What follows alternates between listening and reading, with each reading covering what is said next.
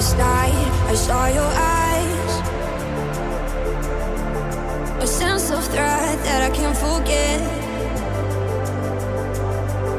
I wanna know who you are. This is what I need to know. So take my hand and let our fears go. Take me to your jungle where the rain is warm and the birds fly. Take me to your kingdom. Yeah, take me to the. Take me to the. Take me to your jungle where the rain is warm and the birds fly. Take me to. Halo Wei, apa kabar? Gak terasa kita sudah memasuki bulan November di tahun ini. Kali ini kita akan dilayani oleh Vero. Pastinya banyak hal menarik yang akan disampaikannya. Tapi sebelum itu, mari kita memuji dan menyembah Tuhan bersama. Enjoy the service.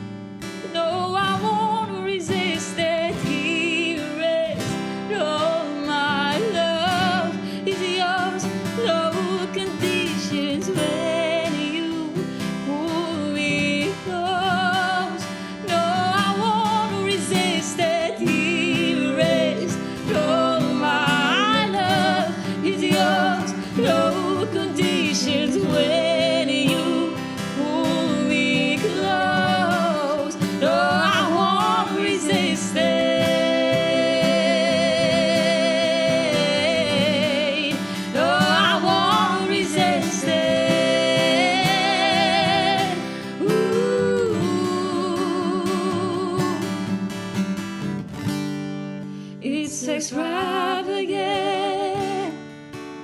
It doesn't make sense. We'll never comprehend the way you love us. It's unthinkable. Only heaven knows just how far you'd go to say you love us.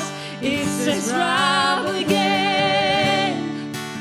It doesn't make sense. We'll never comprehend the way you love us.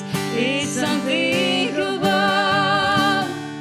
Only heaven knows just how far you'd go to say you love us. It's extravagant. It doesn't make sense. We'll never comprehend the way you love us. It's unthinkable.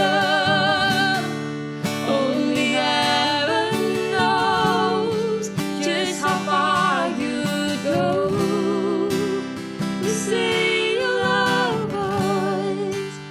To say you love us. To say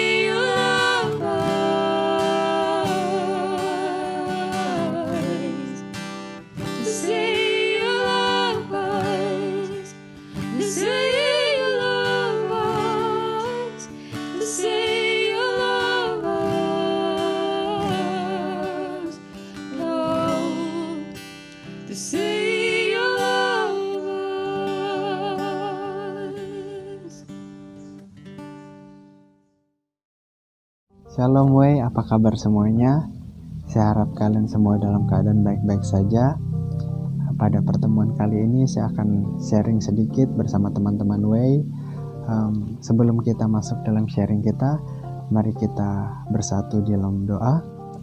Bapa, kami mengucap syukur Tuhan untuk setiap kebaikan-Mu, penyertaan-Mu dalam kehidupan kami Tuhan.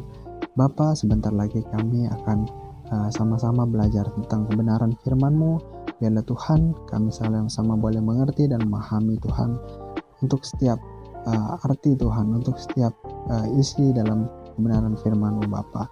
Biarlah itu semua Tuhan seturut pendataan kehendak-Mu yang boleh terjadi dalam kehidupan kami. Dalam nama anak-Mu Yesus Kristus, haleluya, amin. Ya, pada pertemuan kali ini saya akan sharing tentang masih mau bersabar. Ada sebuah cerita di dalam sebuah keluarga. Itu ada seorang ayah, seorang anak, dan seorang ibu. Jadi suatu hari ayah dari anak tersebut pulang ke rumah, dan dia pada saat itu kondisinya sedang lapar. Dan setelah dia masuk ke dalam rumah, dia duduk, dia meminta kepada sang istri untuk membuatkan makanan. Waktu itu dia minta tolong digorengkan ikan asin.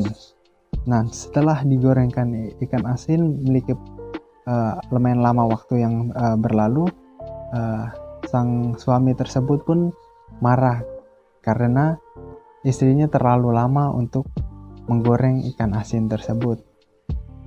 Tidak sampai berapa lama dari omelannya tersebut, sang suami pun mulai mengeluarkan amarahnya, meluapkan amarahnya melalui setiap serangkaian pukulan, serangan yang dia jatuhkan kepada sang istri. Akhirnya sang istri pun babak belur dan istrinya pun luka-luka seperti itu. Dan anak yang mencoba melerai pun kena imbasnya, di mana anaknya juga dipukuli oleh ayahnya sendiri gitu. Jadi ini yang memperlihatkan dari cerita ini memperlihatkan kepada kita bagaimana sikap orang, terutama manusia, yang dimana di dalam kehidupan pribadi yang tidak bisa mengontrol emosi. Inilah yang menjadi pertanyaan dalam sesi sharing kita pada hari ini. Masih maukah bersabar gitu? Ya, bersabar itu bukan suatu hal yang mudah ya. Saya bilang bukan suatu hal yang mudah karena apa? Banyak tantangan dalam hal bersabar, terutama dalam hal-hal yang kita lakukan, terutama dalam kegiatan kita sehari-hari. Kita banyak menemukan masalah, banyak menemukan tantangan dalam kehidupan kita. Jadi bersabar menjadi sesuatu yang berat tentunya untuk kita lakukan, apalagi untuk menyikapi orang-orang yang mungkin dalam hal ini emosional, mungkin cepat suka marah dan sebagainya. Mungkin di lingkungan perkuliahan atau studi atau perkantoran kita yang sudah bekerja, itu bosnya mungkin suka marah dan sebagainya. Itu menjadi sebuah tantangan yang baru tentunya dalam kehidupan kita. Jadi itu lumayan untuk membuat kita untuk tergoda untuk tidak bersabar. Ya, mungkin kita boleh baca di dalam Mazmur pasal 37 ayat 8. Mari kita buka bersama-sama. Berhentilah marah dan tinggalkanlah panas hati itu. Jangan marah, itu hanya membawa kepada kejahatan.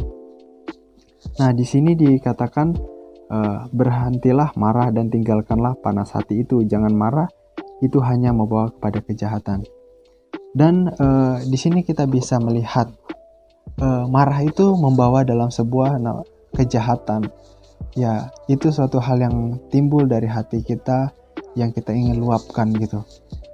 Jadi ini pesan yang penting bagi kita, terutama muda-muda way, bagaimana kita menjaga setiap hal yang masuk dalam diri kita, baik itu mungkin dari perkataan yang kotor, dari perkataan yang tidak menyenangkan hati kita, tapi kita bisa meresponi dengan baik, terutama untuk hal-hal yang negatif itu.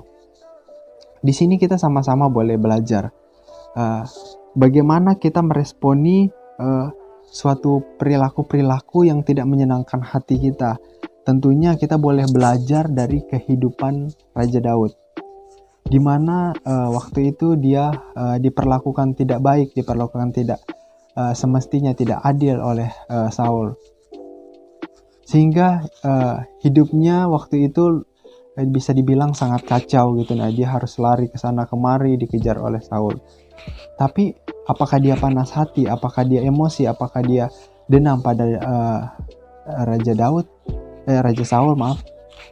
Tapi dia tidak melakukan itu semua. Dia malah mengasihi, dia memperlihatkan kasih yang luar biasa begitu. Jadi dia tidak meresponi apa yang dilakukan Saul dengan panas hati, dengan sikap yang emosional, tapi dia lebih daripada sifat yang mengasihi, yang dewasa untuk menyikapi hal itu tentunya. Jadi Raja Daud sendiri orang yang sabar gitu. Kalau kita lihat dari ceritanya, yang dia harus ke sana dan kemari, harus bersembunyi ke sini, sehingga kita boleh belajar banyak hal dari Raja Daud tentunya. Mari kita sama-sama buka di dalam Roma pasal 12 ayat 17. Janganlah membalas kejahatan dengan kejahatan, lakukanlah apa yang baik bagi semua orang. Di sini dikatakan jangan membalas kejahatan dengan kejahatan. Ini sungguh bisa dibilang bertentangan dengan nilai-nilai anak muda ya. Kalau kita bilang anak muda yang dalam konteks duniawi gitu. Nah, suatu hal yang sangat memancing adrenalin kita jika kita membalas kejahatan itu dengan kejahatan gitu. Jadi kita akan semakin terpacu, semakin ingin membalas orang lain dengan apapun yang dia perbuat. Misalnya kita dipukuli, kadang kita sebagai anak muda mungkin berpikir aku ingin memukulinya mungkin 10 kali, padahal dia cuma memukuli 1 kali. Karena itulah membalas kejahatan, dan kejahatan itu sangat menyenangkan dalam kaum muda gitu. Nah, terutama orang-orang yang mungkin berperilaku masih hidup dalam nikmatnya duniawi gitu.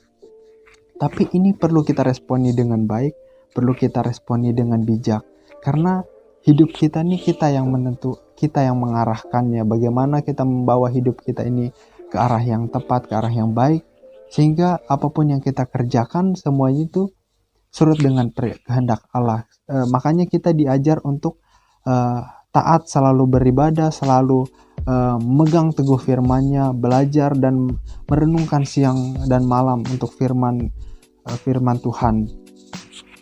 Makanya sebagai kaum muda, sebagai kaum yang percaya bahwa Kristus sebagai yang maha mengasihi, kita patut belajar, kita patut mengingat, mempelajari, menanamkan dalam hidup kita yang kaum muda ini, tentunya kaum muda dalam hal ini, bagaimana hidup dalam kasih, bagaimana hidup dalam komitmen untuk bisa bersabar.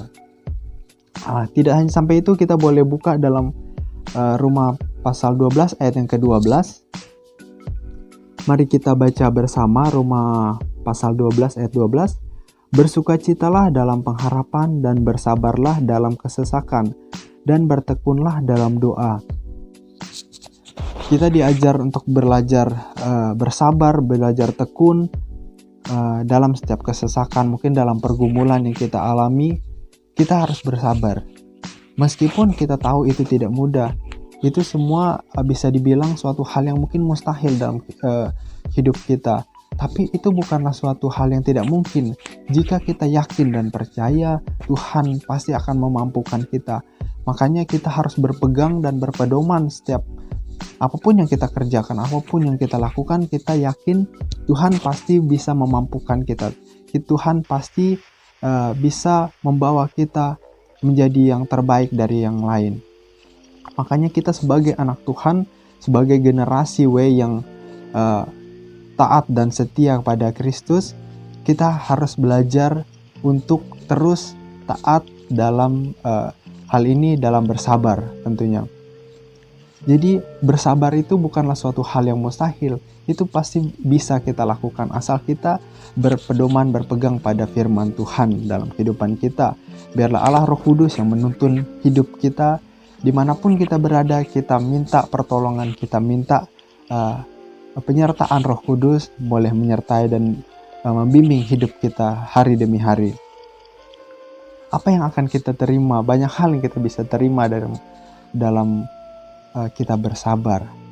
Hal-hal yang mungkin yang kita tidak bisa bayangkan itu bisa terjadi dalam kehidupan kita. Jadi perlunya penguasaan diri yang sangat-sangat kita penting, perlu penguasaan diri yang benar-benar kita perhatikan, di mana kita perlu melihat dari setiap apapun yang kita kerjakan, apapun yang kita lakukan, itu semua harus untuk nama Tuhan. Itu semua harus demi Tuhan. Makanya baik itu dalam pekerjaan kita, baik itu dalam studi kita, baik itu dalam apapun yang kita lakukan, kita harus turut dengan penyertaan Tuhan, turut dengan kehendaknya Tuhan. Jadi apapun yang kita lakukan, semuanya fokusnya untuk Tuhan, sentralnya kepada Tuhan.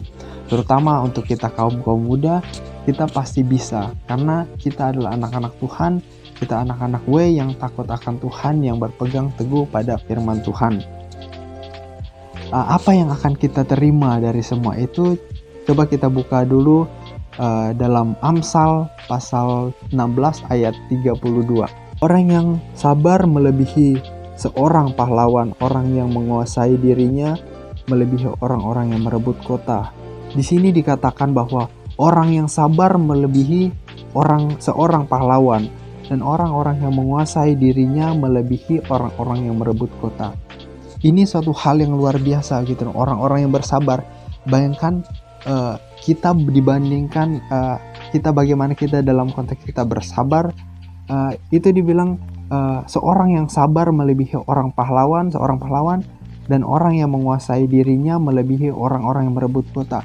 Ini memperlihatkan bahwa sebenarnya begitu luar biasanya kita bisa menaklukkan diri kita, terutama untuk hal-hal yang bersifat duniawi gitu. Nah, terutama dalam hal bersabar.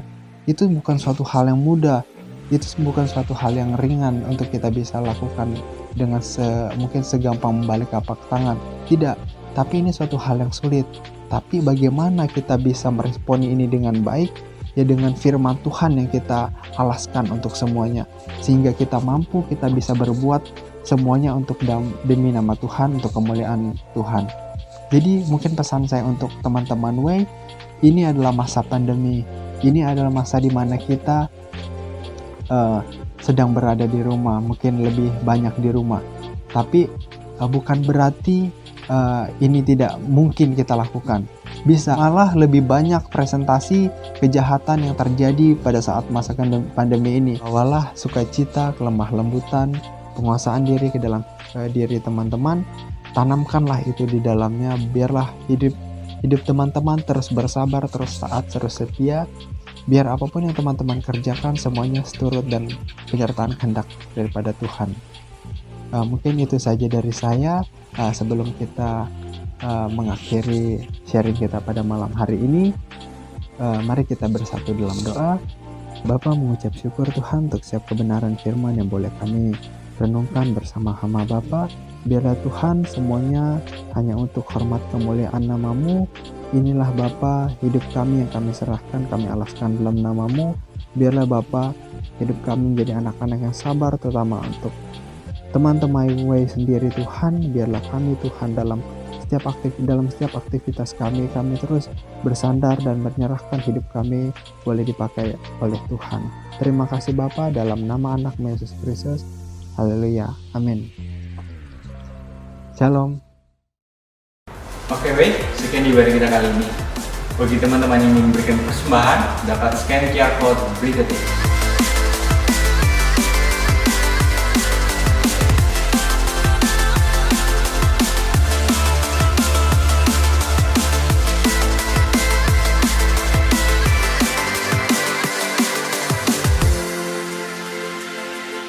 Nantikan ibadah selanjutnya. God bless.